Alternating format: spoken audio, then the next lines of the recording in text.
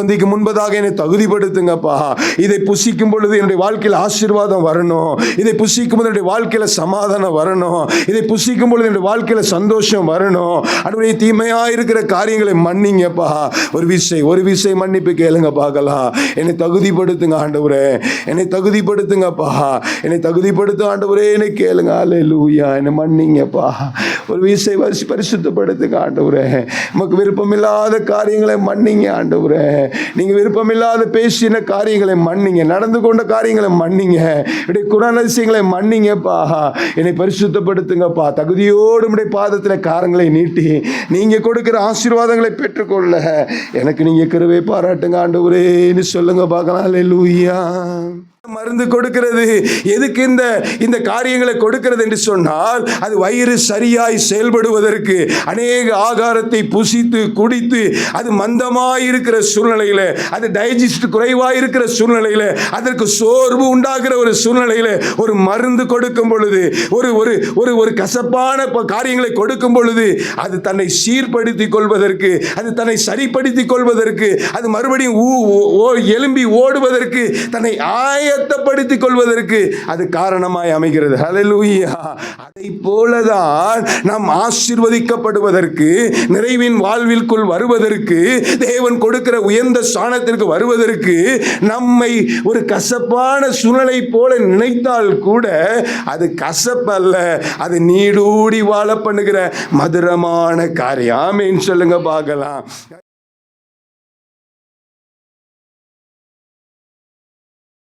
கிருபையும் இரக்கம் எங்கள் அன்பின் ஆண்டவரே, ஆசீர்வதிக்கப்பட்டதான இந்த ராத்திரி வேளைக்காய் ஸ்தோத்திரம். தொடர்ந்து எங்களோடு பேசும் உடைய வார்த்தையை கேட்டு அதன்படி செய்து ஆசீர்வாதங்கள் நன்மைகளை பெற்றுக்கொள்ள கர்த்தர் எங்களுக்கு கிருபை பாராட்டும். கிருபைங்கத்தில் அர்ப்பணிக்கிறோம், தாழ்த்துகிறோம். இயேசுவின் நாமத்தில் பிதாவே, ஆமென். ஆண்டவரும் அருமை இரட்சகருமான இயேசு கிறிஸ்துவின் நாமத்தினாலே உங்களை வாழ்த்துகிறேன். இந்த வருஷத்துடைய துவக்கத்தில் முதல் கூடுகையில் வந்திருக்கிற உங்களை யாவரையும் ஆண்டவர் இயேசு ஆசீர்வதிப்பாராக. புதிய வருஷம் உங்களுடைய வாழ்க்கை ஆசீர்வாதமாக இருப்பதாக. ஆமீன் சொல்லுங்க பார்க்கலாம். 2025 பல பாடுகள், பல உபத்திரவங்கள், பல தேவைகள், பல பலவீனத்திற்கு மத்தியத்தில் நீங்கள் கடந்து போயிருக்கலாம். இந்த புதிய வருஷத்திற்குள்ளே காலெடுக்க வைக்க கர்த்தர் உங்களுக்கு கிருபை பாராட்டினது உண்மையானால் ஜெபி. முன்னாடி பாருங்க, யாரும் சின்ன பிள்ளைங்க விளையாடக்கூடாது. உண்மையானால் நிச்சயமாக 2026 வருஷம் உங்களுடைய வாழ்க்கையில் ஆசீர்வாதமாக இருக்கும். ஆமீன் சொல்லுங்க பார்க்கலாம். ஒரு வேத வசனத்தை வாசிக்க கேட்கலாம். எரேமியா தீர்க்கதரிசியின் புஸ்தகம் 1ஆம் அதிகாரம் 8வது வசனத்தை பார்க்கும் பொழுது வாசிங்க. நீ அவர்களுக்கு பயப்பட வேண்டாம், உன்னை காக்கும்படி நான் உன்னுடனே இருக்கிறேன் என்று கர்த்தர் சொல்லி, 9வது வசனத்தில் வாசிக்கும்போது, கர்த்தர் தமது கரத்தை நீட்டி என் வாயை தொட்டு, இதோ என் வார்த்தைகளை உன் வாயில் வைக்கிறேன் என்று சொன்னார் என்று சொல்லி வேதவசனத்தில் எழுதப்பட்டிருக்கிறதை பார்க்கிறோம். இது இந்த வருஷத்துடைய நமக்கு ஆண்டவர் கொடுத்த வாக்கு தத்தம். ஆமீன் சொல்லுங்க பார்க்கலாம். இந்த வாக்கு தத்தம் அநேகருடைய வாழ்க்கையில் ஒருவேளை நீங்கள் எப்படி நினைக்கிறீங்கன்னு எனக்கு தெரியல. இதை நம்ம எந்த அளவுக்கு ஏற்றுக்கொள்கிறோமோ அது அந்த வாழ்க்கையில் அது பலிக்கும். ஆமீன் சொல்லுங்க பார்க்கலாம். கிட்டத்தட்ட அநேக வருடங்களாக ஆண்டுடைய சமூகத்தில் உபவாசத்தோடு ஒவ்வொரு வருடத்திலும் நான் வாக்குத்தத்தம் எடுக்கிறது உண்டு. அப்படி இந்த வருடத்திலும் ஆண்டுடைய சமூகத்தில் காத்திருக்கும் பொழுது ஆண்டவர் ஆணித்தரமாய் பேசி அநேக சூழ்நிலையின் மூலமாய் உறுதிப்படுத்தின இந்த வார்த்தையை தான் இந்த வருஷத்தில் வாக்குத்தத்தமாய் பெற்றுக்கொள்ளக்கூடிய பாக்கியத்தை கர்த்தர் கொடுத்தார். ஆமீன் சொல்லுங்க பார்க்கலாம். அநேக சூழ்நிலை நம்முடைய வாக்குத்தத்தங்கள் நம்முடைய வாழ்க்கையில் நிறைவேறாததற்கு காரணம், இதுவரைக்கும் நான் அநேக ஆண்டுகள் நான் என்னை பின்னோக்கி பார்க்கிறேன். வாக்குத்தத்தங்கள் அந்த வருஷத்தில் என்ன வாக்குத்தத்தம் ஆண்டவர் கொடுத்தாரோ அந்த வாக்குத்தத்தங்களை என்னுடைய வாழ்க்கையில் நிறைவேறி நான் பார்த்துருக்கிறேன். ஆமீன் சொல்லுங்க பார்க்கலாம். எனக்கு மாத்திரமல்ல, திருச்சபையில் என்னோட ஊழியத்தில் நடக்கிற அநேகருடைய பிள்ளைகளுடைய வாழ்க்கையில், குடும்பங்களில் கூட நான் நிறைவேறி இருக்கிறதை நான் பார்த்து ஆண்டவருக்கு நான் நன்றி செலுத்துகிறேன். கடந்த வருஷத்தில் ஆண்டவர் நன்மையும் கிருபையும் உன்னை தொடரும் என்று சொன்னார். எத்தனை பேர் அதை விசுவாசித்து ஏற்றுக்கொண்டு அதை ஞாபகம் வைத்து அந்த வாழ்க்கைக்கு நீங்கள் ஆயத்தமுள்ளவர்களாய் மாறி மாறினீர்களோ நிச்சயமாய் இந்த வார்த்தையை கொண்டு ஆண்டவர் உங்களோடு ஆசீர்வதித்திருப்பார். ஆமென் சொல்லுங்க பார்க்கலாம். அதே போல இந்த வருஷத்திலும் இந்த வார்த்தையை கொண்டு ஆண்டவர் உங்களை ஆசீர்வதிப்பார். இது இன்னொரு நாட்களில் இந்த வாக்குத்தத்தத்தை குறித்து உங்களோடு நான் பேச விரும்புகிறேன். இன்றைக்கு கர்த்தருடைய பந்தி இருக்கிறதுனால வேறு சில காரியங்களை உங்களோடு நான் பங்கு வைத்து ஆண்டவருடைய பந்திக்கு நேராக உங்களை நடத்துவதற்கு நான் ஆசைப்படுகிறேன். பரிசுத்த வேதாகமத்தில் 1 கொரிந்தியர் 11ஆம் அதிகாரம் 28வது வசனத்தில் வாசிக்கும் பொழுது ஒரு 3 காரியத்தை உங்களிடத்தில் நான் சொல்வதற்கு ஆசைப்படுகிறேன். இந்த பரிசுத்த பவுல் கொரிந்தியருக்கு எழுதும் பொழுது, திருச்சபைக்கு எழுதும் பொழுது, அந்த 1 கொரிந்தியர் 11ஆம் அதிகாரத்தில் ஆண்டவருடைய பந்தியை குறித்து அங்கே எழுதப்பட்டிருக்கிறதை பார்க்கிறோம். கர்த்தருடைய பந்தியை குறித்து யூசுவலாய் நாம் கர்த்தருடைய பந்திக்கு முன்பதாக வாசிக்கிற ஒரு வசனத்தை தான் அங்கே எழுதி வைத்திருக்கிறதை நாம் பார்க்கிறோம். அப்போ இதில் 3 காரியங்களை அவர் முக்கியப்படுத்தி இருக்கிறதை நாம் பார்க்கிறோம். 3 காரியங்களை நான் உங்களோடு சொல்லி ஆண்டவருடைய பந்திக்கு நேராக உங்களை அர்ப்பணிப்பதற்கு நான் ஆசைப்படுகிறேன். இதில் வாசிக்கும் பொழுது 1 கொரிந்தியர் 11ஆம் அதிகாரம் 28வது வசனத்தில் வாசிக்கும் பொழுது, எந்த மனுஷனும் தன்னைத்தான் சோதித்தறிந்து இந்த அப்பத்தில் புசித்து இந்த பாத்திரத்தில் பானம் பண்ண கடவன். நம்மை சோதித்தறிய வேண்டும் என்று சொல்லி ஆண்டவர் விரும்புகிறார். இந்த 2026வது வருஷத்தின் துவக்கத்தில் கடந்து வந்திருக்கிற அன்பு தேவனுடைய பிள்ளைகளே, இந்த வருஷத்துடைய உங்களுக்கு அநேக எதிர்பார்ப்புகள் இருக்கலாம். இன்றைக்கு 2ஆம் தேதி தான் ஆகிறது. இந்த வருஷம் எப்படி இருக்கும், இந்த மாதம் எப்படி இருக்கும், இந்த 12 மாதங்கள் இந்த காரியத்தில் கர்த்தர் என்னை எப்படி நடத்துவார் என்று சொல்லி இப்படிப்பட்ட ஆசீர்வாதங்கள் எல்லாம் தரணும், நன்மையை தரணும், ஈவை தரணும் என்று சொல்லி அநேக காரியங்களை குறித்து நீங்கள் விருப்பப்படுகிறவர்களாக, ஆசைப்படுகிறவர்களாக, ஏக்கத்தோடு ஆண்டவருடைய சமூகத்தில் காத்திருக்கிறவர்களாக இருக்கலாம். ஆண்டவர் உங்களை தகுதிப்படுத்தி உங்களை ஆசீர்வதிக்க விரும்புகிறார். ஆமென் சொல்லுங்க பார்க்கலாம். எப்பொழுது நான் பிரசங்கம் பண்ணும் பொழுது சொல்வேன், இயேசு கிறிஸ்து மேஜிக் கார்டு இல்லை. யார் இல்லை? இயேசு கிறிஸ்து மேஜிக் கார்டு இல்லை, இயேசு ரியல் காட். எத்தனை பேர் ஆமென் சொல்றீங்க?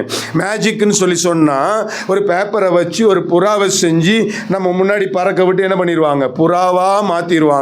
அவங்க எல்லாம் மேஜிக் எல்லாம் செஞ்சு முடிச்சு போனதுக்கு அப்புறம் பார்த்தீங்கன்னா புறாவானது எல்லாம் எப்படியாக இருக்கும்? மறுபடியும் பேப்பராக இருக்கும். ஆனால் எங்கள் இயேசு, நான் பிரசங்கிக்கிற ஆண்டவர், வாக்குத்தத்தங்களை கொடுக்கிறவர், நம்மை ஆசீர்வதிப்பார் என்று சொன்னால் அது ரியல் பிளஸ்ஸிங்காக இருக்கும். ஆமென் சொல்லுங்க பார்க்கலாம். பரிசுத்த வேதாகமத்தில் வாசிக்கும் பொழுது கர்த்தருடைய ஆசீர்வாதமே ஐஸ்வரியத்தை தரும். என் தேவன் ஆசீர்வதிப்பது உண்மையானால், என் தேவன் சுகம் கொடுத்தது உண்மையானால், என் தேவன் சில நன்மைகளை எனக்கு தருவது என்று சொன்னால் அது ஏதோ ஒரு காணல் நீரை போல அல்ல, கனவை போல அல்ல, இல்லை என்று சொன்னால் சித்திரத்தில் பார்க்கிறதை போல அல்ல, அது உண்மையான ஆசீர்வாதமாக இருக்கும். ஆமென் சொல்லுங்க பார்க்கலாம். அப்ப அந்த உண்மையான ஆசீர்வாதத்தை, அந்த நிரந்தரமான ஆசீர்வாதத்தை, அந்த நிலையான ஆசீர்வாதத்தை பெற்றுக்கொள்வதற்கு நான் செய்ய வேண்டிய ஒரே காரியம் என்னன்னா, நான் தகுதிப்படுகிறவனாக இருக்க வேண்டும். ஆமென் சொல்லுங்க பார்க்கலாம். அந்த தேவன் கொடுக்கிற ஆசீர்வாதத்திற்கு, தேவன் கொடுக்கிற ஈவுக்கு, தேவன் கொடுக்கிற நன்மைக்கு நான் தகுதிப்படும் பொழுதுதான் ஆண்டவர் என்னை ஆசீர்வதிக்கிறவராக இருக்கிறார். ஆமென் சொல்லுங்க பார்க்கலாம். நம்ம ஓட்ட பானையில் என்ன பண்ண மாட்டோம்? தண்ணி பிடிக்க மாட்டோம். கிழிஞ்ச பையில பொருட்களை என்ன பண்ண மாட்டோம்? போட மாட்டோம். ஓட்டையான பாத்திரத்தில் சமைக்க மாட்டோம். ஓட்டையான பாத்திரங்களில் எந்த திரவத்தையும் நம்ம ஊற்றி வைக்க மாட்டோம். காரணம் என்னன்னா, ஓட்டையானது நாம் வைத்திருக்கிற நிறைவான பொருளை அது சிந்தி சீரழிக்க பண்ணும். ஆமென் சொல்லுங்க பார்க்கலாம்.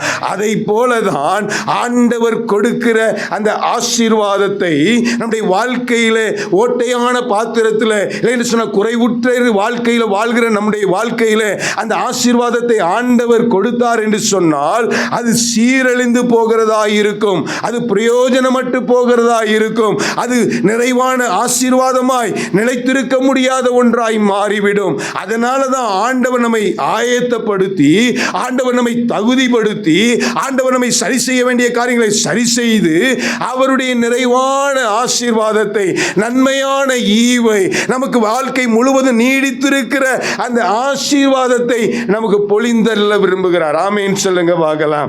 அல்லேலூயா. சங்கீதக்காரன் சங்கீதம் 91 சொல்லும் பொழுது, நீடித்த நாட்களாய் உன்னை திருப்தியாக்கி என் ரட்சிப்பை உனக்கு காண்பிப்பேன். நீடித்த நாட்களாய் இயேசு கொடுக்கிற ஆசீர்வாதம், இயேசு கொடுக்கிற நன்மை, இயேசு கொடுக்கிற அந்த சந்தோஷத்தின், சமாதானத்தின், ரட்சிப்பின் வாழ்வு என்பது ஏதோ ஒரே நாளில் நின்று போகிறது அல்ல, ஏதோ ஒரே நாள் எரிந்து அணைந்து போகிறதை போல அல்ல, அது நீடித்து இருக்கிறது. நம்முடைய ஜீவகாலம் இருக்கிறது, நம்முடைய கடைசி மூச்சு வரை இருக்கிறது. இல்லைன்னு சொன்னால் கர்த்தருடைய வருகை வரை நிற்கிற அந்த ஆசீர்வாதத்தை தான் இயேசு நமக்கு கொடுக்கிறவராய் இருக்கிறார். ஆமீன் சொல்லுங்க பார்க்கலாம். சங்கீதம் 91 சங்கீதக்காரன் சொல்றான் 16வது வசனத்துல நீடித்த நாட்கள். ஆனா இதுல பார்க்க போனீங்கன்னா சங்கீதம் 23 பார்க்க போனீங்கன்னா 6வது வசனத்துல சொல்றான் சங்கீதக்காரன், ஜீவனுள்ள நாளெல்லாம், ஜீவனுள்ள நாளெல்லாம், நம்முடைய ஜீவன் இருக்கும் வரை, நம்முடைய மரண பரியந்தமும், நம்முடைய கடைசி பரியந்தமும் நம்மை நடத்துவதற்கு, நம்மை ஆசீர்வதிப்பதற்கு, நம்முடைய தேவைகளை சந்திப்பதற்கு, நம்மை அனுதின வாழ்க்கையில நம்முடைய விருப்பங்களை நிறைவேற்றுவதற்கு, நம்மை பாதுகாக்கிறவருக்கு வல்லமை உள்ள தேவனை தான் நீங்களும் நானும் ஆராதித்துக் கொண்டிருக்கிறோம். ஆமீன் சொல்லுங்க பார்க்கலாம். அல்லேலூயா. அப்போ அந்த நீடிய ஆயுள் இருக்க வேண்டுமானால், அந்த நீடிய ஆசீர்வாதம் இருக்க வேண்டுமானால், கடைசி வரை கொடுக்கப்படுகிற அந்த பாதுகாப்பு இருக்க வேண்டுமானால், நாம் நம்மை முதலாவது சரி செய்து கொள்கிறவர்களாக இருக்க வேண்டும். ஆமீன் சொல்லுங்க பார்க்கலாம். எப்பொழுது நமக்கு சரி செய்கிறதுனா கொஞ்சம் கடினமான காரியம்தான். பாருங்க, எப்போனாலும் நல்லா இனிப்பாக இருந்தால் நல்லா சாப்பிடுவோம், நமக்கு விருப்பமுள்ள சுவையாக இருந்தால் சாப்பிடுவோம். ஆனால் கசப்பானது நமக்கு கொஞ்சம் என்னவாக தான் இருக்குது, கஷ்டமாக தான் இருக்குது. கசப்பு நம்முடைய சரீரத்துக்கு அவசியமானதாக இருக்குது. ஹல்லேலூயா. அநேக சூழ்நிலையில் மாதத்துக்கு ஒரு முறை என்னுடைய பிள்ளைகளுக்கு மருந்து கொடுக்கறது உண்டு. நல்ல இஞ்சி பூண்டை இடித்து நல்லா மிக்சியில் போட்டு, அதுக்கப்புறம் நல்லா தேன் ஊற்றி நல்லா சரசம் பண்ணி ஆளுக்கு ஒரு கிளாஸ் என்ன சொல்கிறது ஜூஸுன்னு சொல்லி கொடுக்கறது. ஜூஸுன்னு சொல்லி விசேஷமாக கூப்பிட்டாலே என் பிள்ளைங்களுக்கு தெரியும் இது ஜூஸ் இல்லை, இது மருந்துன்னு. ஹல்லேலூயா. மருந்து கொடுக்கிறது எதுக்கு? இந்த காரியங்களை கொடுக்கிறது என்று சொன்னால் அது வயிறு சரியாய் செயல்படுவதற்கு, அநேக ஆகாரத்தை புசித்து குடித்து அது மந்தமாயிருக்கிற சூழ்நிலையில், அது டைஜஸ்ட் குறைவாயிருக்கிற சூழ்நிலையில், அதற்கு சோர்வு உண்டாகிற ஒரு சூழ்நிலையில் ஒரு மருந்து கொடுக்கும் பொழுது, ஒரு கசப்பான காரியங்களை கொடுக்கும் பொழுது அது தன்னை சீர்படுத்திக் கொள்வதற்கு, அது தன்னை சரிப்படுத்திக் கொள்வதற்கு, அது மறுபடியும் எழும்பி ஓடுவதற்கு, தன்னை ஆயத்தப்படுத்திக் கொள்வதற்கு அது காரணமாய் அமைகிறது. ஹல்லேலூயா. அதை போலதான் நாம் ஆசீர்வதிக்கப்படுவதற்கு, நிறைவின் வாழ்விற்குள் வருவதற்கு, தேவன் கொடுக்கிற உயர்ந்த ஸ்தானத்திற்கு வருவதற்கு, நம்மை ஒரு கசப்பான சூழ்நிலை போல நினைத்தால் கூட அது கசப்பல்ல, அது நீடூடி வாழ பண்ணுகிற மதுரமான காரியம். ஆமீன் சொல்லுங்க பார்க்கலாம். வேதத்தை குறித்து சொல்லும் பொழுது அங்கே வசனம் சொல்கிறது, தேனிலும் தெளித்தேனிலும் மதுரமானது. ஆமீன் சொல்லுங்க பார்க்கலாம். வேதத்தை ஏற்றுக்கொள்வதற்கு மனதில்லாதவர்களுக்கு தான் அது கசப்பை போல தோன்றும். வேதத்தை ஏற்றுக்கொள்வதற்கு விருப்பம் இல்லாதவர்களுக்கு தான் அது கசப்பை போல தோணும். ஆனால் வேதத்தை ஏற்றுக்கொள்ள மனதுள்ளவர்கள், வேதத்தை ஏற்றுக்கொள்ள மனதுள்ளவர்கள், இந்த ஆவிக்குரிய மன்னாவை உட்கொள்வதற்கு மனதுள்ளவர்கள், இந்த ஆவிக்குரிய மன்னாவை ஆகாரமாய் புசிப்பதற்கு தாகமும் பசியும் உள்ளவர்கள் அதை சந்தோஷத்தோடு ஏற்றுக்கொள்வார்கள். ஹல்லேலூயா. 3 காரியங்களை நான் சொல்றேன். 11ஆம் அதிகாரம் 28வது வசனத்தில் சொல்றாரு, தன்னைத்தான் சோதித்தறிய வேண்டும். முதலாவது நான் என்னைத்தான் சோதித்தறிகிறவர்களாக இருக்க வேண்டும். அநேக சூழ்நிலை மற்றவர்களை சோதிக்கிறவர்களாக இருக்கிறோம், மற்றவருடைய குணாதிசயங்களை சோதிக்கிறவர்களாக இருக்கிறோம், மற்றவருடைய காரியங்களை சோதிக்கிறவர்களாக இருக்கிறோம், மற்றவருடைய குறைவுகளை அதிகமாய் பூத கண்ணாடி வைத்து பார்க்கிறதை போல, குறை சொல்கிறதை போல அநேக காரியங்கள் செய்கிறவர்களாக இருக்கிறோம். ஆனால் வேத வசனம் சொல்லுது, தன்னைத்தான் சோதித்தறிய வேண்டும். ஆமேன் சொல்லுங்க பார்க்கலாம். தேவனுடைய திருப்பந்திக்கு முன்பதாக கடந்து வந்திருக்கிற சகோதரனே சகோதரியே, இன்றைக்கு நீங்கள் உங்களை நீங்கள் சோதித்து அறிந்து தேவனுடைய பந்தியில கரங்களை நீட்டுவதற்கு கர்த்தர் உங்களை ஆயத்தப்படுத்துவாராக. ஆமேன் சொல்லுங்க பார்க்கலாம். அல்லேலூயா, அல்லேலூயா. நம்மை நாம் சோதிக்கிறவர்களாக இருக்கணும். நமக்கு வேத வசனம் தான் கண்ணாடி, நமக்கு வேத வசனம் தான் ஒழுங்கு, நமக்கு வேத வசனம் தான் சட்ட திட்டங்கள். இதை பார்த்து நம்மை நாம் சோதித்தறிந்து, வேத வசனம் இப்படி சொல்கிறது, வாழ்க்கை எப்படி இருக்கிறது, பேச்சு எப்படி இருக்கிறது, பார்வை எப்படி இருக்கிறது, செயல்பாடு எப்படி இருக்கிறது, என்னுடைய உறவு எப்படி இருக்கிறது, நான் கிறிஸ்துவை வெளிப்படுத்துகிறேனா இருக்கிறேனா, இல்லை என்று சொன்னால் கிறிஸ்துவுக்கு அவமான சின்னமாக இருக்கிறேனா என்று சொல்லி நம்மை நாம் சோதித்தறிந்து நம்மை சரி செய்கிறவர்களாக இருக்க வேண்டும். ஆமீன் சொல்லுங்க பார்க்கலாம். அல்லேலூயா. ரெண்டாவது நான் என்ன செய்யணும்? முதலாவது சோதித்தறியணும். ஆண்டவரே, என்னுடைய குறை உண்டோ, என்னுடைய இடத்துல குற்றம் உண்டோ, என்னிடத்துல என்ன ஆண்டவரே நமக்கு விருப்பம் இல்லாத காரியம் இருக்குது. இதுல சங்கீதக்காரன் ரொம்ப அழகா சொல்லுவாரு, ஆண்டவரே வேதனை உண்டாக்கும் வழிகள் உண்டோ என்று. என்ன பண்ணணுமா? நித்திய வழியில நடத்தும் ஆண்டவரே. வேதனை உண்டாக்குகிற வழி, என்னுடைய பாதை, என்னுடைய பார்வை, என்னுடைய செயல்பாடு, நான் செய்கிற கிரியை, என்னுடைய பேச்சு, என்னுடைய பழக்க வழக்கம், நான் வைத்திருக்கிற ரிலேஷன்ஷிப், இதெல்லாம் உண்மை வேதனைப்படுத்துதா ஆண்டவரே? மறுபடியும் சிலுவையில் அறையக்கூடியதாய் மாறுதா ஆண்டவரே? இல்லைன்னு சொன்னால் நான் உங்களை சந்தோஷப்படுத்துறவனா இருக்கிறேனா, உங்களை விருப்பப்படுத்துறவனா இருக்கிறேன். என் புள்ள பாரு எனக்கு சாட்சியா வாழ்றான், என் புள்ள பாரு என்ன மாதிரியே இருக்கிறான், என் புள்ள பாரு என்ன மாதிரியே எல்லா காரியங்களையும் செய்யறான் அப்படின்னு நீங்க சந்தோஷப்படுத்துகிறவங்களா இருக்கிறீங்களா? தன்னுடைய விருப்பத்தின்படி, தன்னுடைய சித்தத்தின்படி தன்னை போல செய்கிற ஒரு மகனை பார்த்துதான் ஒரு தகப்பன் சந்தோஷப்பட முடியும். ஆமீன் சொல்லுங்க பார்க்கலாம். கிராம பகுதியில் சொல்வாங்க பாரு, ஒரு தகப்பனை பார்த்துட்டு சொல்லுவாங்க, பாத்தியா அவனை மாதிரியே மகன் பண்றான் பாரு, அவன் நடக்கிறத பாரு அவனை மாதிரியே இருக்குது, அவன் பேசுறத பாரு அவனை மாதிரியே இருக்குது, அவன் ட்ரெஸ்ஸிங்கை பாரு அவனை மாதிரியே இருக்கு, அப்படியே செயல்பாடை பாரு அவனை மாதிரியே இருக்குன்னு சொல்லுவாங்க.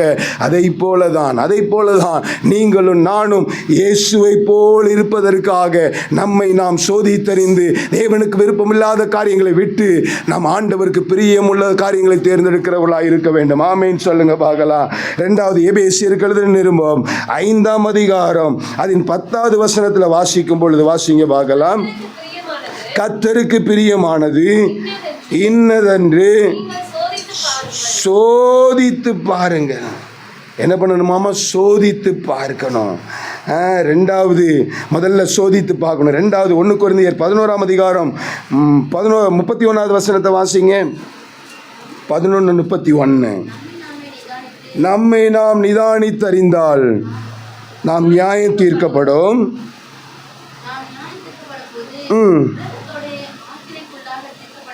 படிக்கு கர்த்தராலே சிட்சிக்கப்படுகிறோம். ரெண்டாவது நான் முதல்ல சோதித்தறிகிறவனாக இருக்கணும். அந்த எபேசியர் 5ஆம் அதிகாரம் 10வது வசனம் உங்களுக்கு ஞாபகம் இருக்குதா? படிங்க பார்க்கலாம். எபேசியர் 5:10 படிச்சுட்டு சொல்லுங்க, உங்களுக்கு ஏதாவது ஞாபகம் இருக்கான்னு நான் பார்க்குறேன்.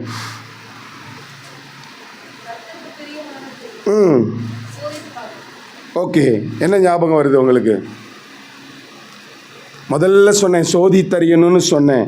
அதுதான் 1 கொரிந்தியர் 11:28. அதுக்கு ஆதாரமாக தான் சொன்னேன் எபேசியர் 5ஆம் அதிகாரம் 10வது வசனம். இந்த 10வது வசனத்தை வாசிக்கும் போது உங்கள் நினைவில் என்ன வருதுன்னு கேட்டேன். ஸ்தோத்திரம். அடுத்து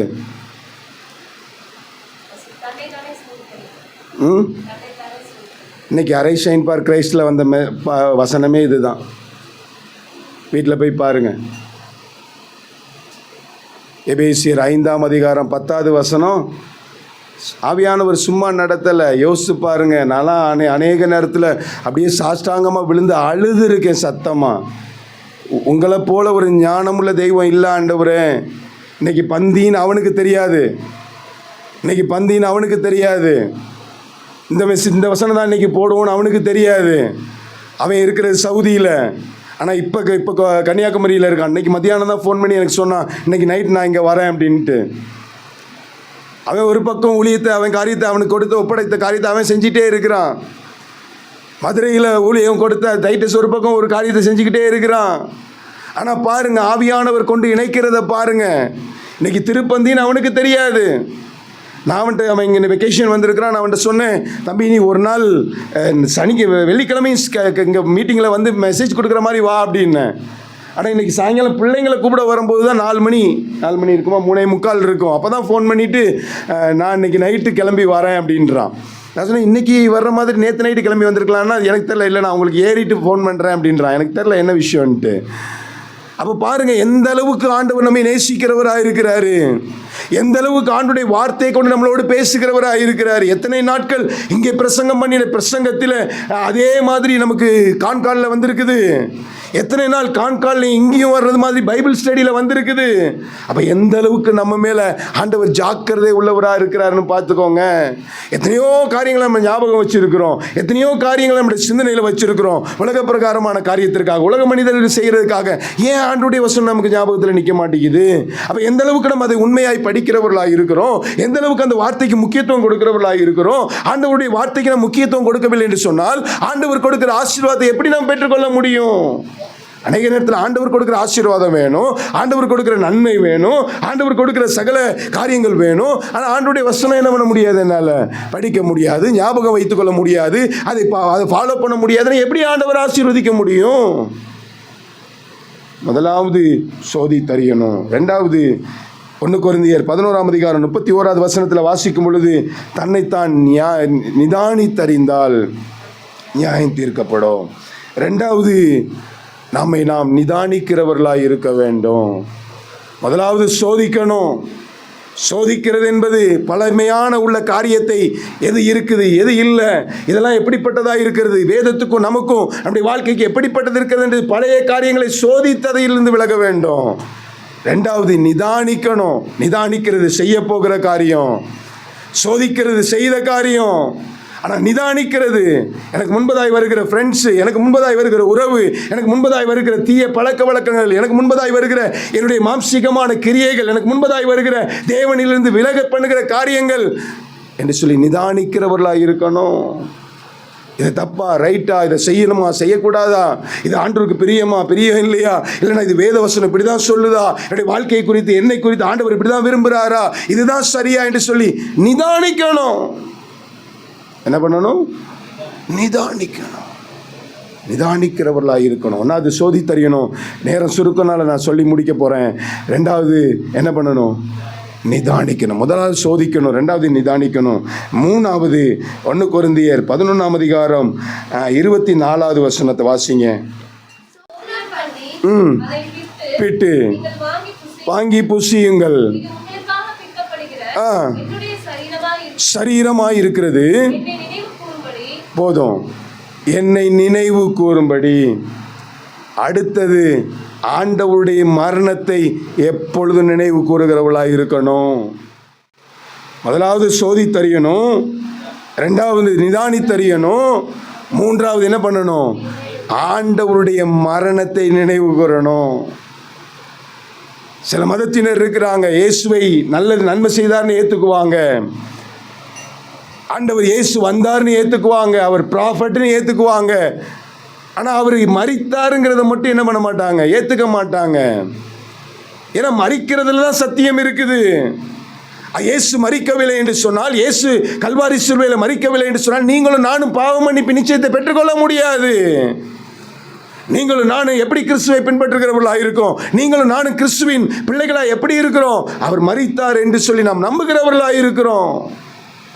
அதனால தான் ஞானஸ்நானம் எடுக்கும்போது சொல்கிறோம், இயேசு கன்னிமரியின் வயிற்றில் பிறந்து 33.5 ஆண்டுகள் பூமியில் வாழ்ந்து கல்வாரி சிலுவையில் உன்னுடைய பாவத்துக்காக என்னுடைய பாவத்துக்காக மரித்து அடக்கம் பண்ணப்பட்டு 3ஆம் நாள் உயிர் தெழுந்து இன்றைக்கு பரலோகத்தில் போய் பிதாவின் வலது பார்சத்தில் இருக்கிறார் என்றும் நம்புகிற உங்களையும் விசுவாசிக்கிற ஆயத்தமாக இருக்கிற உங்களையும் மற்ற ஜனங்களையும் கொண்டு போவதற்கு வருவார்னு விசுவாசிக்கிறீங்களா? எதுக்கு கேட்குறோம்? ஆண்டவருடைய மரணத்தை உயிர்த்தெழுதலை விசுவாசிக்கவில்லை என்று சொன்னால் பாவ மன்னிப்பு இல்லை. நம் பாவம் மன்னிக்கப்பட வேண்டுமானால் பாவமற்ற ஒரு இரத்தம் சிந்தப்பட வேண்டும். அதுதான் ஆண்டவராகிய இயேசு கிறிஸ்துவின் இரத்தம். ஆமேன் சொல்லுங்க பார்க்கலாம். சங்கீதக்காரன் மன்னிக்கணும், ஏசாயா தீர்க்கதரிசியின் புஸ்தகம் 53ஆம் அதிகாரத்தில் நாம் வாசிக்கும் பொழுது அங்கே தீர்க்கதரிசி எழுதி வைத்திருக்கிறார் அவருடைய பாடுகளை குறித்து. ஏசாயா தீர்க்கதரிசியின் புஸ்தகம் 53ஆம் அதிகாரத்தை பார்க்கும் பொழுது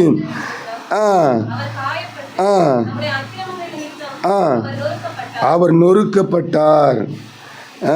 4வது வசனம் பார்க்கும்போது, மெய்யாகவே அவர் நம்முடைய பாடுகளை ஏற்றுக்கொண்டு நம்முடைய துக்கங்களை சுமந்தார், நாமோ அவர் தேவனால் அடிபட்டு வாதிக்கப்பட்டு சிறுமைப்பட்டவர் என்று எண்ணினோம், நம்முடைய மீறுதல் நிமித்தம் அவர் காயப்பட்டு நம்முடைய அக்கிரமங்கள் நிமித்தம் அவர் நொறுக்கப்பட்டார், நமக்கு சமாதானத்தை உண்டு பண்ணும் ஆக்கினை அவர் மேல் வந்தது, அவருடைய தழும்புகளால் நாம் சுகமானோம். 10வது வசனம் சொல்லுது, கர்த்தரோ அவரை நொறுக்க சித்தமாகி அவரே பாடுகளுக்குட்படுத்தினார், அவருடைய ஆத்துமா தன்னை குற்ற நிவாரண பலியாக ஒப்பு கொடுக்கும் போது அவர் தமது சந்ததியை கண்டு நீடித்த நாளாயிருப்பார், கர்த்தருக்கு சித்தமானவருடைய கையினால் வாய்க்கும். 12வது வசனம் சொல்லுது, அவர் தம்முடைய ஆத்துமாவை மரணத்திலிருந்து தூக்கி மரணத்தில் ஒருவராய் எண்ணப்பட்டு அநேகருடைய பாவத்தை தாமே சுமந்து அக்கிரமக்காரருக்காக வேண்டிக் கொள்கிற நிமித்தம் அநேகரை அவருக்கு பங்காக கொடுப்பேன். பலவான்களை அவர் தமக்கு கொள்ளையாக பங்கிடுவார். ஆத்துமாவை மரணத்திலும் தூக்கி அக்கிரமக்காரில் ஒருவராக எண்ணப்பட்டு அநேகருடைய பாவத்தை தாமே சுமந்து அவருடைய மரணத்தை நினைவு கூறணும். அதே போல 1 கொரிந்தியர் 11 25 வசனத்தில் வாசிக்கும் பொழுது என்ன சொல்லுது? வாசிங்க. பின்பு அந்தபடியே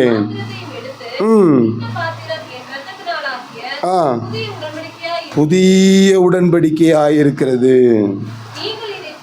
பானம் பண்ணும்போதெல்லாம் என்ன பண்ணணுமாமா? என்னுடைய நினைவு கூறணும், என்னை நினைவு கூறணும், என்னுடைய மரணத்தை நினைவு கூறணும். 26 வசனம் சொல்லுது. 26 வாசிங்க. இந்த அப்பத்தை புசித்து இந்த பாத்திரத்தில் பானம் பண்ணும் போதெல்லாம் கர்த்தர் மறுவலமும் அவருடைய மரணத்தை தெரிவிக்கிறீர்கள். என்னத்தை தெரிவிக்கிறோங்க? அவருடைய மரணத்தை. அவர் எனக்காக மரித்தார், அவர் என்னுடைய பாவங்களுக்காக மரித்தார். நான் பரிசுத்தவானாய் மாறும்படியாக, நான் அவருடைய ராஜ்யத்தில் சேர்க்கப்பட வேண்டும் என்பதற்காக அவர் எனக்காக தன்னைத்தானே அர்ப்பணித்தார் என்கிற அந்த மரணத்தின் எண்ணம் எனக்கு இருக்கணும்.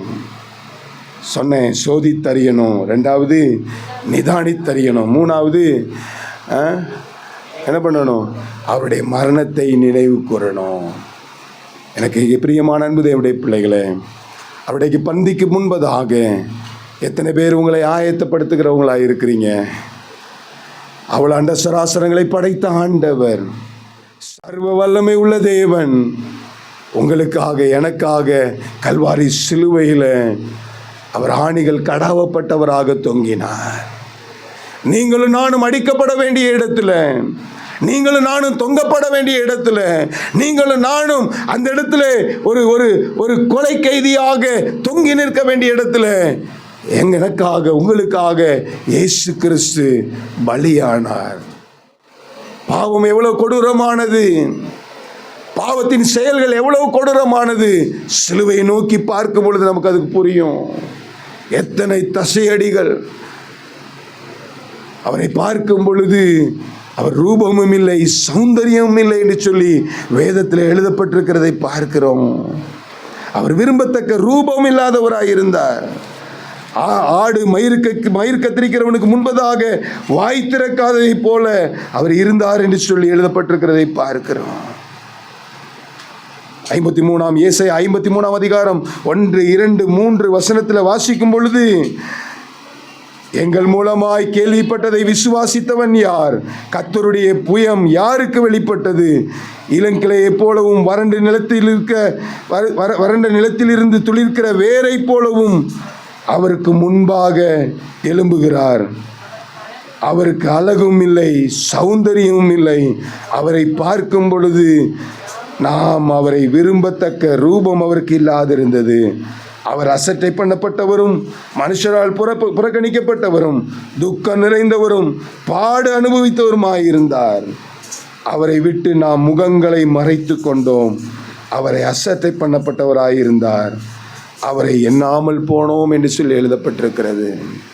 தேவனுடைய சமூகத்தில் எல்லாரும் எழுந்து நின்று நம்மை அர்ப்பணித்தவர்களாக, என்னை ஒரு விசை தகுதிப்படுத்தும் ஆண்டவரே, ஆண்டவரே, நான் என்னை சோதித்தருகிறவனாக, நிதானித்தருகிறவனாக, உம்முடைய மரணத்தை நினைவு கூறுகிறவனாய் நான் இருப்பேன். ஆண்டவரே, எனக்கு உதவி செய்யோன்னு சொல்லுங்க பார்க்கலாம். அல்லேலூயா, அல்லேலூயா. ஆண்டவரே, என்னுடைய பாவம் எவ்வளோ பெரிய பாவம் ஆண்டவரே. உளப்பட்ட நிலத்தை போல உளப்பண்ணின அந்த பாவம் ஐயா. நான் அடிக்கப்பட வேண்டிய இடத்துல, நான் ரத்தம் சிந்தப்பட வேண்டிய இடத்துல, ஆண்டவரே, நான் கர்த்தாவே நிர்கதியாய் நிற்க வேண்டிய இடத்துல எனக்காக நீர் நின்றீர். எல்லாரும் கண்களை மூடி அல்லேலூயா. மிஞ்சும் பலத்தா ஈட்டி எடுத்தே நெஞ்சை பிளந்தான் கொடு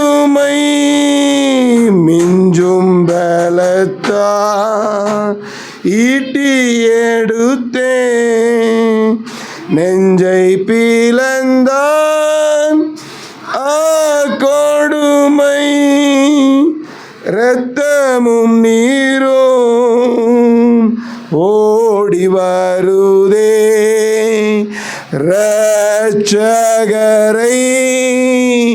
நோக்கியேப்பா. இரத்தமும் நீரும் ஓடி வருதே, இரட்சகரை நோக்கியேப்பா. ஏறுகிறா தள்ளாடி தவழ்ந்து கலை போடே, என் நேசர் குருசை சுமந்து என் நேசர் கொல்கதா மலையின் மேல் நடந்து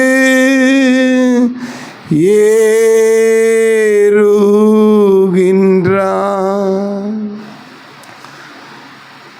ரட்சிக்கப்பட்டு பிதா குமாரன் பரிசுத்த ஆவியின் நாமத்தினாலே ஞான ஸ்நானம் எடுத்து இன்றைக்கும் அவருடைய பந்தியில் ஆயத்தமாயிருக்கிறேன் என்று சொல்லுகிறவர்கள், நீங்கள் முன்பதாக பாயில வந்து முழங்கால் படியிட்டு அவருடைய பந்திக்கு முன்பதாக உங்களை அர்ப்பணிக்கிறவர்களாக முன்பதாக கடந்து வந்து ஹல்லேலூயா ஹல்லேலூயா, எஸ் லார்ட் ஜீசஸ் ஜீசஸ். கொஞ்சம் பின்னாடி நான் வர்றது மாதிரி லைன் விட்டுட்டு அப்படியே ஜீசஸ் ஹல்லேலூயா.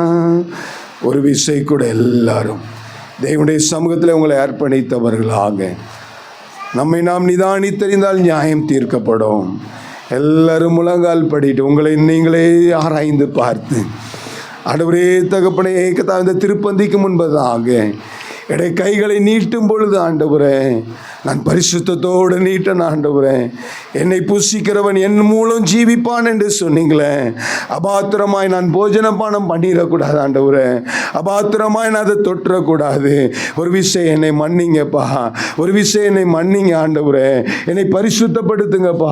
கல்வாரி காயப்பட்ட ரத்தம் என்னை ஒரு விஷயம் பரிசுத்தப்படுத்துவதாக ஆண்டவரே, என்னை ஒரு விஷயம் பரிசுத்தப்படுத்தும். இது உங்களுக்கான நேரம். வாய்களை திறந்து ஆண்டவரே உங்களுடைய என்ன நினைவுகள் வருகிறதோ ஆண்டவரே என்னுடைய குறைவுகளை மன்னிங்க ஆண்டவரே. தகப்பனே, நான் அடிக்கப்பட வேண்டிய இடத்துல ஆண்டவரே என்னுடைய கைகள் செய்த தவறினாலே ஆண்டவரே உம்முடைய கைகளிலே ஆணிகள் கடாவப்பட்டது ஆண்டவரே. நான் என்னுடைய கால்கள் நீங்க விருப்பமில்லாத இடத்துல போனதுனால உடைய கால்களில் ஆணிகள் கடாவப்பட்டது.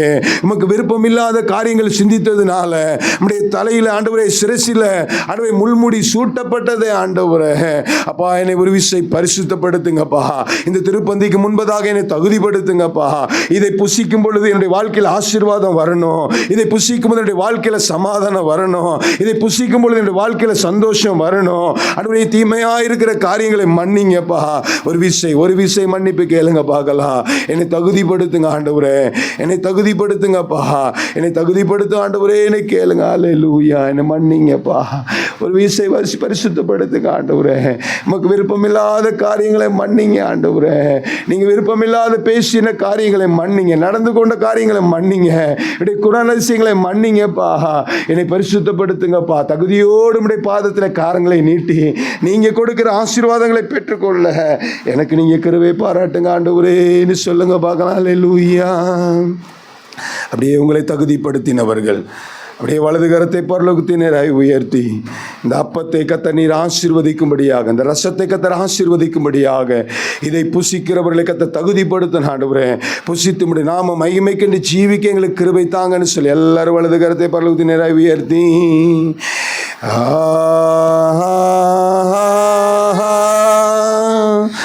அல்லேலூயா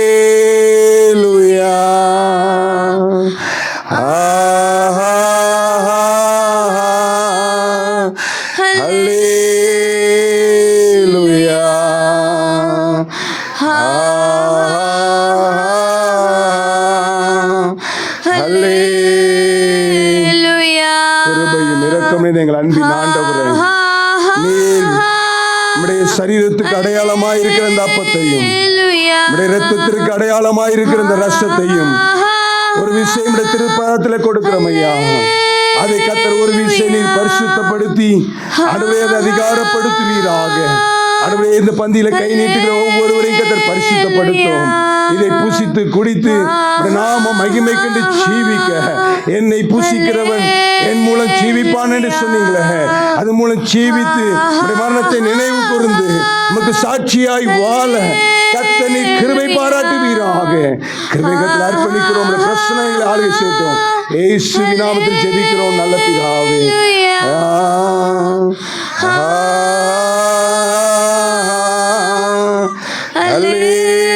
ஹல்லேலூயா,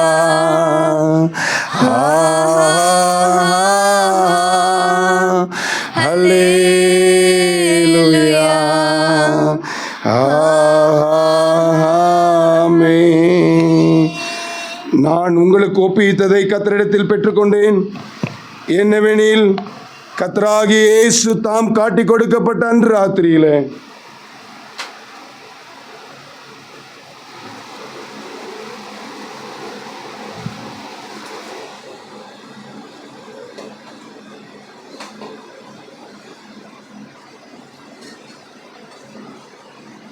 அப்பத்தை எடுத்து ஸ்தோத்திரம் பண்ணி, ஸ்தோத்திரம் ஸ்தோத்திரம் ஸ்தோத்திரம், அதை பிட்டு சீஷர்களுக்கு கொடுத்து, இதை வாங்கி புசியுங்கள், இது உங்களுக்காக பிற்கப்படுகிற என்னுடைய சரீரமாய் இருக்கிறது என்று சொன்னார். மிஞ்சும் பலத்தால் ஈட்டி எடுத்து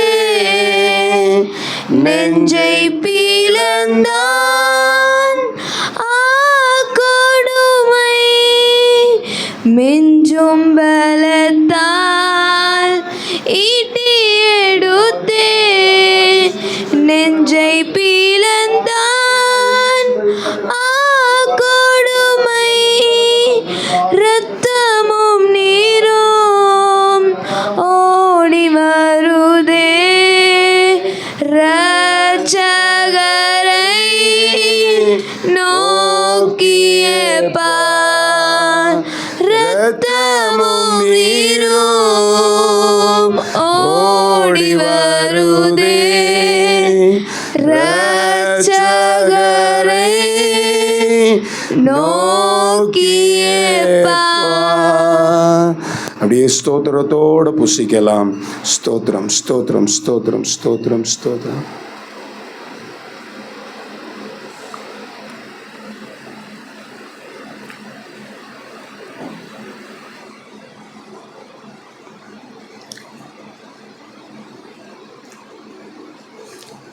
ஆண்டவர் அவருடைய சரீரத்துக்கு அடையாளமாக இருக்கிற கொடுத்த அப்பத்திற்காக ஸ்தோத்திரம் பண்ணலாமா? ஸ்தோத்திரம் ஆண்டவரே, ஸ்தோத்திரம். அந்தபடியே அவர் பாத்திரத்தையும் எடுத்து, இது என் இரத்தத்தினாலாகிய புதிய உடன்படிக்கைக்குரிய இரத்தமாக இருக்கிறது, இதை பானம் பண்ணுவதெல்லாம் என்னை நினைவு கூறும்படி செய்யுங்கள் என்றார். இரத்தமே சிந்தப்பட்ட இரத்தமே, விலையேற பெற்ற வல்ல இரத்தமே, இயேசு கிறிஸ்துவின் இரத்தமே, எனக்கு விலையாக சிந்தப்பட்டதே.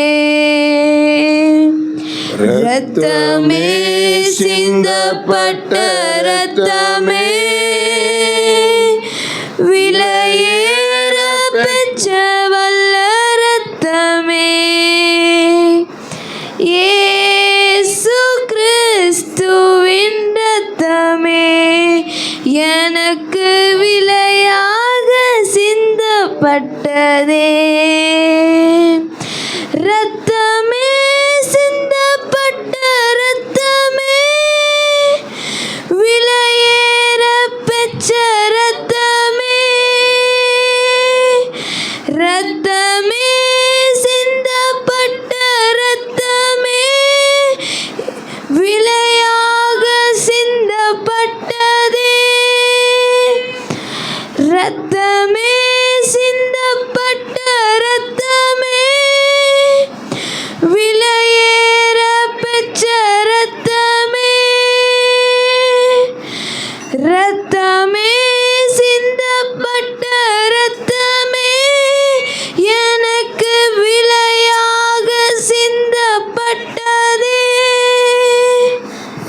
ரத்தமே சிந்தப்பட்ட ரத்தமே விலையேற பெற்ற நல்ல ரத்தமே இயேசு கிறிஸ்துவின் ரத்தமே எனக்கு விலையாக சிந்தப்பட்டதே.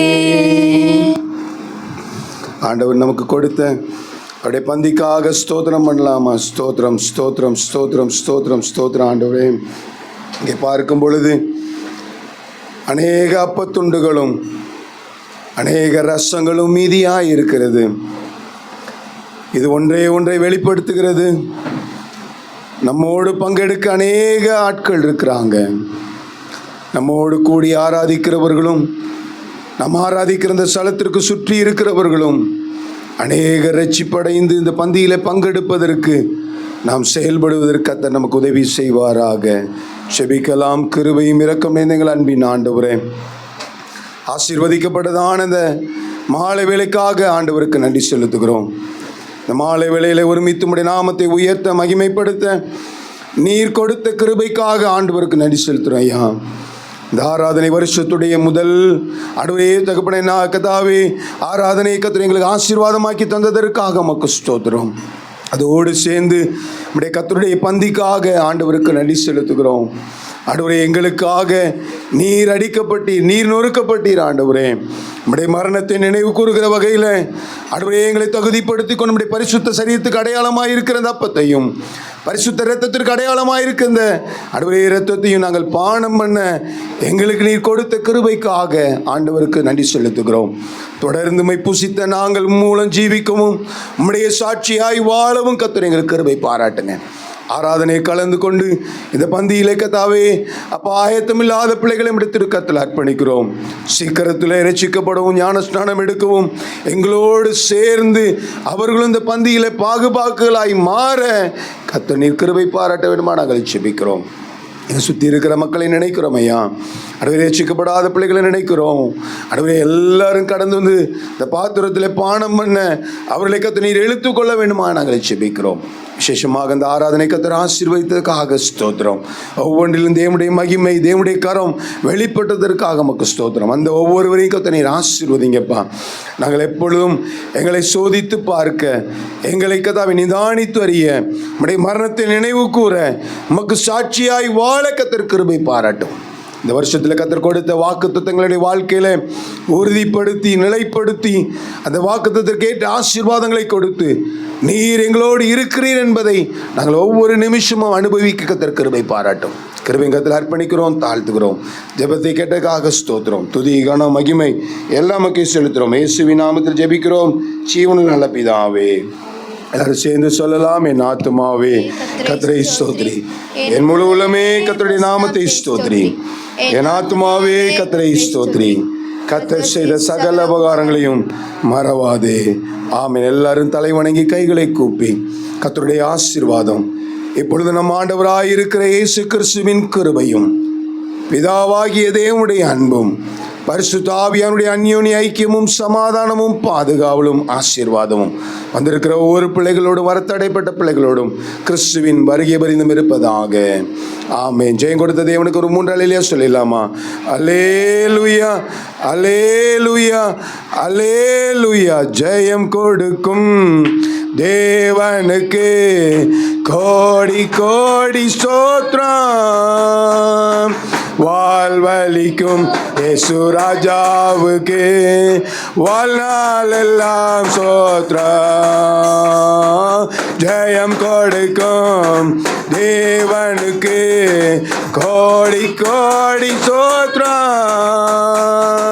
வாழ்வளிக்கும் இயேசு ராஜாவுக்கு வாழ்நாள் எல்லாம் ஸ்தோத்திரம். அல்லேலூயா அல்லேலூயா பாடுவே ஆனந்த தோணியா உயர்த்துவேன். அல்லேலூயா அல்லேலூயா பாடுவே ஆனந்த தோணியா உயர்த்துவேன். ஜெயம் கொடுக்கும் தேவனுக்கு கோடி கோடி ஸ்தோத்திரம். வாழ்வளிக்கும் இயேசு ராஜாவுக்கு வாழ்நாளெல்லாம் ஸ்தோத்திரம். கர்த்தர் உங்களை எல்லாரையும் ஆசீர்வதிப்பாராக. ஆமென்.